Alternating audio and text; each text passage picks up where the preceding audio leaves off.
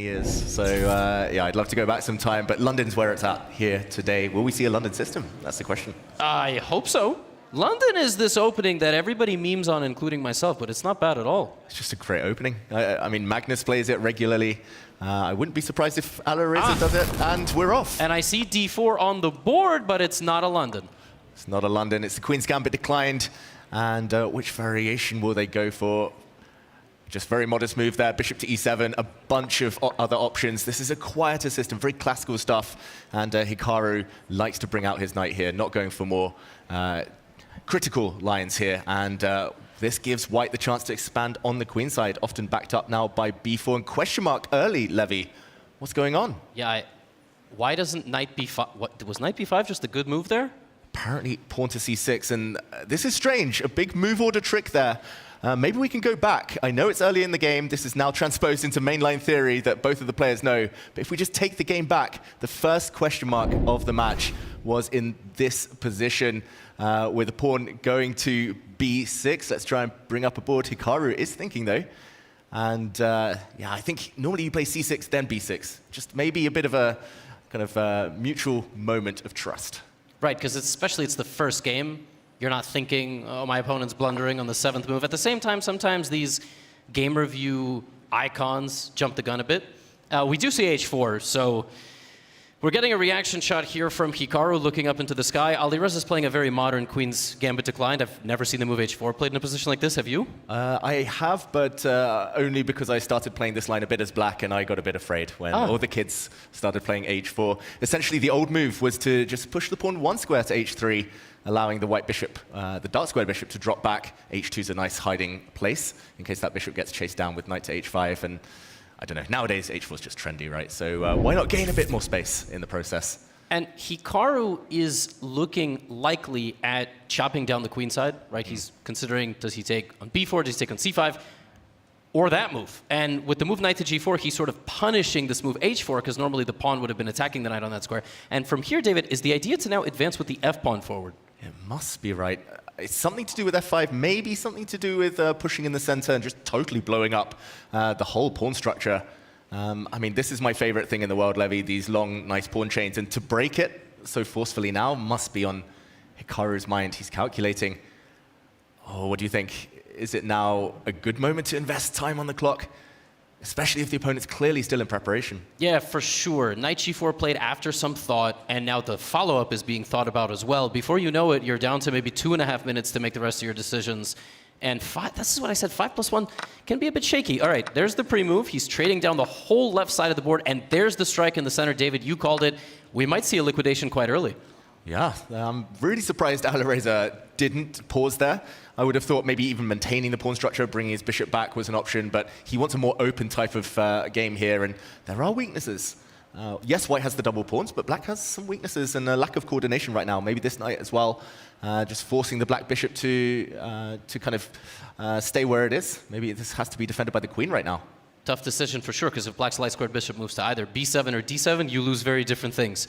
And maybe a queen b6 is a possibility. There could be some vague ideas where you can maybe throw away the pawn on c6. The problem is it just comes with tempo. It attacks your queen, it attacks your bishop, so you likely should be protecting it. And Hikaru's deep in thought, and I wonder what he is thinking about, because queen b6, I don't really see another option. Maybe queen e8. Okay, wow, he's just giving up a pawn, I guess. And the biggest shock to me is that the evaluation bar barely shifts. As you say, it's just a pawn. The knight can be captured, a pawn will be captured, but... Knight d3. Yeah, that's... counterplay. Knight d3, he's relying on that counterplay. So it looked a bit superficial, this double attack, and bishop d7 looks to be holding everything together. Yeah, that's great calculation from Hikaru. That type of move could easily burn a minute or two off the clock, just as you calculate, but he trusts himself. Worst comes to worst, he'll be a pawn down, and the game goes on, opposite color bishops. So he knows that it's not necessarily too big a risk he's just taken. What to do next, though? Alireza is tempted, surely. He likes to go for the most critical, most direct path, if he can. I guess it's this, or maybe taking a timeout in the near future to castle. Although even there, questions. I was going to suggest, I wonder if here white can play, yeah, okay, you probably have to get rid of the knight, because if you ever played f2, f3, the h4 pawn is hanging, but maybe you can just like walk the king into the center of the board. Now Hikaru's thinking, because yes, he can take the bishop, for anybody confused. He can also give a check. That is ultimately what he is thinking about here. It's not so obvious which move is better, by the way. Like sometimes these move order tricks, David, weird stuff can go down. Exactly. When in doubt, especially with the clock ticking, you want to keep things simple. I guess this is at least much more straightforward than thinking about any knight jumps, but this has amounted to a clear pawn sacrifice. Knight takes bishop, even the most natural move now. Knight takes d5 is it, right? Like everybody is looking at that move as well. That's a second hanging pawn. You cannot take either knight because they would take on, okay, instead he does it this way, but somehow black is still keeping dynamic equality because white's king is in dire straits. Exactly. You want to castle. This would almost be a natural move in any other position. Now, h4 though, that move we talked about earlier, there is a downside finally shown. Queen takes pawn though will be met by a capture in the center. Knight takes this one, and white's going to be a pawn up no matter what. So can Hikaru find compensation? That's the question now. Yeah, Alireza has navigated this really intelligently. And before you know it, his queen in the corner is going to be a real problem. Black is just relying on some sort of maybe perpetual check, opening up the king somehow, but I don't really see it. Like, white could even begin to play f3 at some point. Exactly. The sacrifice, or the type of thing he would want to, that you're alluding to there, Levy, is to kind of bring the bishop forward and create some checks, but white's bishop, great defender. Ultimately, black might be forced to just set up a blockade on the light squares, bring back the knight at some point, bring back the bishop, just sit and hope that white cannot make anything with the extra pawn. This is a very typical Hikaru game, though, like, come get me. Because he's sitting there, the king in the castle, 3 pawns, all the pieces are basically on the same side of the board. Can Alireza break through the defenses and grab Hikaru and pull him out, you know what I mean? And that would be really symbolic of what's to come for the rest of the match. It would be impressive if Alireza won this. I think the small time advantage will help him, but it's going to be a long, long battle to break black's defenses. You have to ask yourself, do you want the knights off the board? Probably not. I think white should be trying to maintain the knight. What about a bishop for knight exchange? He's going to be asking himself queen trades as well. So many questions in the near future.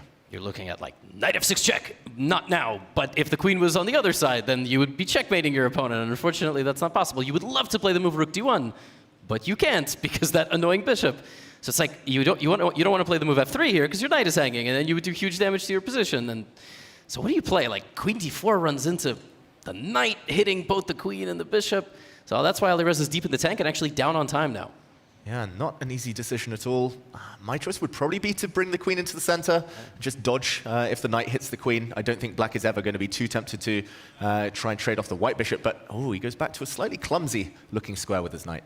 Yes, maybe he's trying to reposition to the center, either via c6 or c2, right? And then get into the middle of the board. But I don't see white's plan. Like, your plan is obviously to keep improving the pieces, and black is going to put the pieces very solidly on the light squares, and that's going to be that. At some point, white will have to move some pawns forward. I don't really know how you're going to win an endgame here. Exactly, and wow, big decision. Hikaru is asking now Alireza, he's saying, do you want those knights off? If they do come off, I think the blockade concept is going to become much more realistic.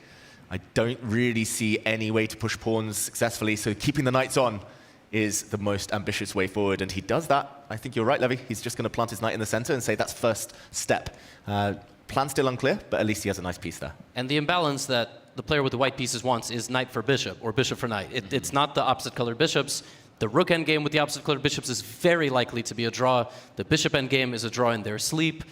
So here, Hikaru is really contemplating, David, like, do I take that bishop? And wow, he goes for it. That's a massive commitment. Huge, huge call there from Hikaru. He's relying on some very quick activity here.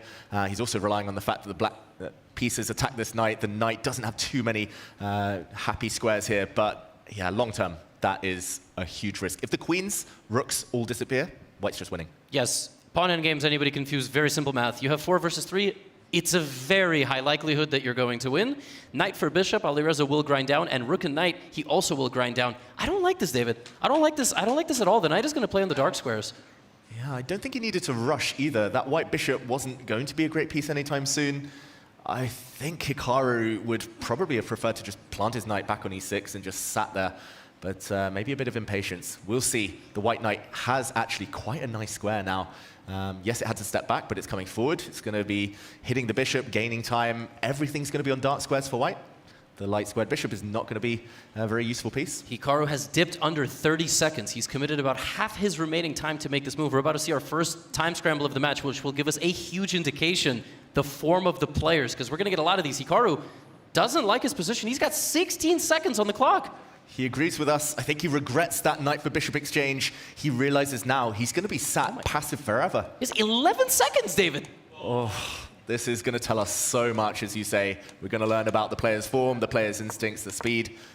But Alireza, he's upping the tempo, if anything. He knows he can knuckle down on the clock now. No, Hikaru's definitely losing control also a little bit with the nerves here. 5 seconds, and this is not an opponent that he can save a lot of these games against. Against anybody else in the world, he can. But we're about to see F5. Alireza's advantage is building. Yeah, the pawns 3 are marching. seconds. Oh, he wants the queens off the board. Alireza will want to avoid that if possible, but even exchanging here looks tempting. You bring the rook up to the top of the board, you start pushing your pawn. Some calculation required. What do we think? Queen exchange or not? And he does go for it. Queen trade, and now the black king is deflected. Alireza has to make a very... Wow, no rook e4 now. Very prudent. 2 seconds for Hikaru. He's going to lose on time. Oh, that was such a classy move from Alireza. Just cutting out any rook behind the passed pawns there. The pawns are marching. The knight is going to be the perfect support. The rook attack, though, has to move. I mean, it's just an avalanche of pawns here. No way to stop it long term. Oh my gosh, Hikaru's making moves with literally 0.2 seconds remaining. He pre-moved that one, David. But how is he going to defend against the e-pawn? He's not. I don't think he is. Rook forward. Okay, he drops his bishop back. Still living life on the edge. 2 seconds. 6. Oh, king f4. The king is walking as well. Hikaru loses on time. Wow, how did he? What? How is that possible? He has 1.0 seconds remaining. He's literally bent time, David. Less than 0.1 seconds on his clock when he made that move. Hikaru. Oh, it's so close. But he's just blundered a knight fork. Has he? Oh, he gets a pawn off the board. Not the right way from Alireza. This is unbelievable. Alireza is also down to 2 seconds, by the way. Is Hikaru going to hold this? Wow. Do miracles happen? This is going to change the whole nature of the match. Can Alireza win this game? Still up a pawn, still with a winning position. Oh my gosh, king up. Yeah, it looks over, David. It looks over. He's going to lose the second pawn, and it's all gone wrong for Hikaru. There we go, a shake of the head as well. He's a couple of seconds down. The knight fork ends it. Hikaru goes down in the first game. Alireza takes the win. Incredible. Very tense. He actually fought back so well there. But 12 minutes off the game clock, the very first time scramble that we experienced.